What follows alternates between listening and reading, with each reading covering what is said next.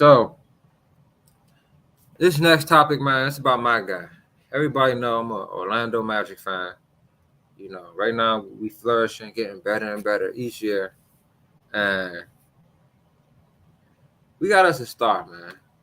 We're used to being a lottery team, or the team that if you make the playoffs, you don't have nobody that can really compete with the top guys, or you don't really have zero chance, like zero. The last 2 years we made it was the years the Bucks won. We were eighth seed. I believe we won 33. We won 33 games and made it in at the eighth seed. And then after that, no, that was before that actually. We made it as the eighth seed again. I think we won like 40 games this year.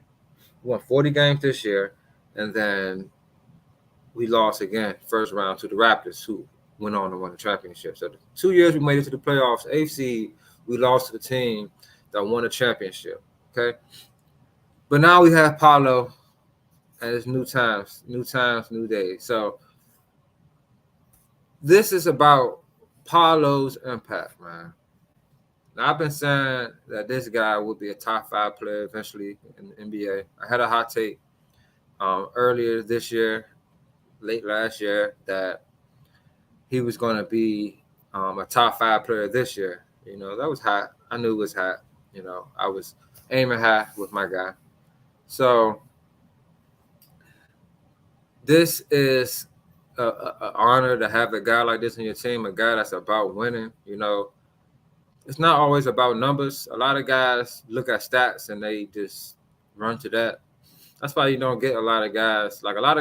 Like when Paolo first came in, his first game was against Cade Cunningham, who was the previous number 1 pick the year before that. So it's like, and they got no like airtime, like nothing. And it's like, I'm used to number 1 picks being a big deal, Now Wemby's in, he's getting all the love. They getting national televised games and all that kind of stuff. So, but Paolo,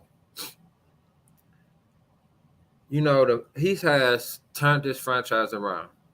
It's not just him. I gotta shout out Coach Mose. I believe it's the third year coaching with us. He's done a good job building a culture.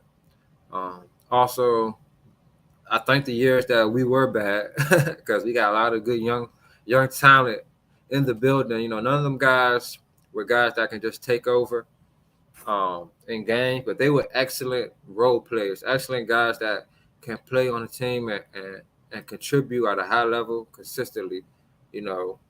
So now, let's backtrack. We talked about the Magic being the playoffs twice, 33 wins with the last one, and they lost to the Bucks when the Bucks won the championship. Next year after that, that's when we made all the trades. Vucevic got traded, Fournier got traded, Gordon got traded. It's time to rebuild. We ended up being 21 and 51, second worst in the East, third worst in the league. Then the year after that, we had 22 wins. It's crazy. And this one we drafted Franz Wagner, our second best player. 22 wins, and we was the worst in the East, second worst in the league. We were worse than the Pistons, y'all. Like, come on, man. So then we draft Paolo. We get a first-round pick, and it actually did its thing. Paolo take us from having 22 wins to 34 wins. Even though we started off with guys, we only had like 5 legit players. Like we had endless G League players. We had no point guards, and we started off 5 and 26, 25, something like that. And then we ended off trying to make a run to the play-in, but we couldn't get in. And we ended 34 and 48. This year, Paolo has us 5th in the East right now with 40 wins and 28 losses. So we have 14 games left with the chance to actually make it to, the top. We can probably hit 50 wins this year, y'all. This next 8 games, well, 7 games. We had our last game, which was a home game against the Raptors. Our next 7 games are all home games. And we have the 6th best home record in the NBA right now. So that's a formula for success right now for the Magic. They're the 3rd in points allowed by all NBA teams, 4th in defensive rating out of all the NBA teams. Um, they have, a formula I feel like that works for them. They're learning how to win. They have a lot of faith in Paolo. You know, they're instilling a lot of faith, as you saw when he hit the game winner against the Pistons. He was very emotional just because he was sick. He played terrible, and the team still had faith in him to take the last shot. So that's just showing the trust. And when you watch this team play, they're very unselfish. They have trust in each other.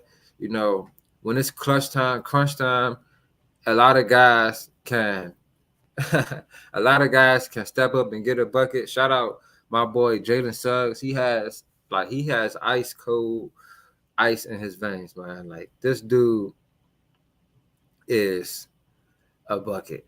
When like he would hit a 3 ball to seal the deal, midi, and one layup. Like this guy does what it takes to win, and he's not afraid of the moment. And just for us to make this jump this rapidly, we're 5th in the East right now. I know a lot of people are going to say Embiid's hurt, the Knicks been injured, but we've been hurt too this year, guys. Of course, our best player, Paulo, has been fairly healthy this year.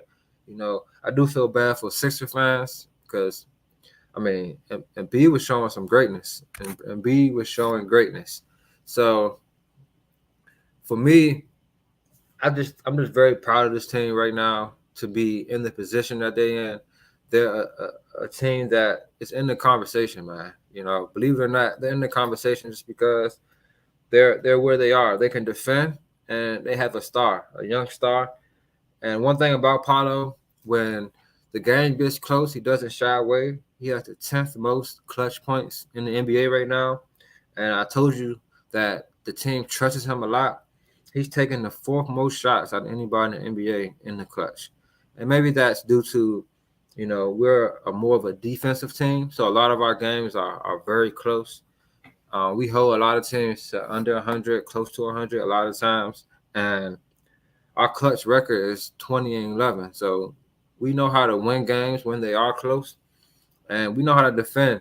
So I feel like with those 2 formulas, and with the impact of Paulo, I think this team can make a run. And just showing that Paulo's impact is about winning. When you watch him play, he's a pass first player. He gets guys involved. Like I used to always say, when I first saw him play in summer league, he reminded me of LeBron. I'm not gonna lie, just because of how he was passing and he was finding guys. He's a taller guy, bigger guy that can dish the rock. So I want to compare him actually to LeBron.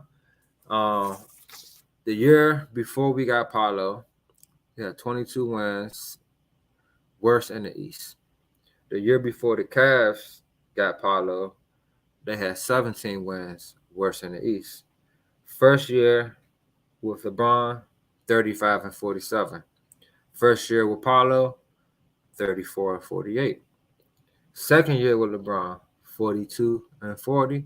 Second year with Paulo, 40-28. Currently, we're still counting. Then after that, the Cavs won 50 games. So I see a similar trend with Paulo. It's just a beautiful thing when you have a guy that is just a winner, man. He makes the right plays. He knows how to take over a game when he has to.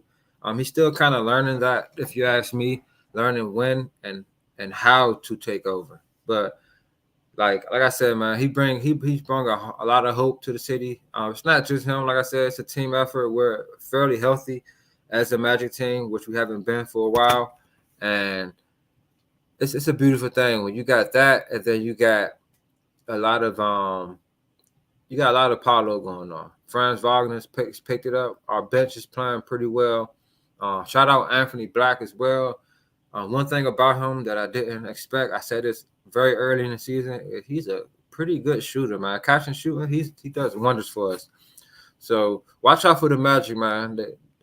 They just might knock somebody off first round, and I wouldn't be surprised at all. Because, like I said, Paolo's 10th in clutch points. The team has the 6th best clutch record in the league. So it's a formula for success, man. I did want to say something about one comment.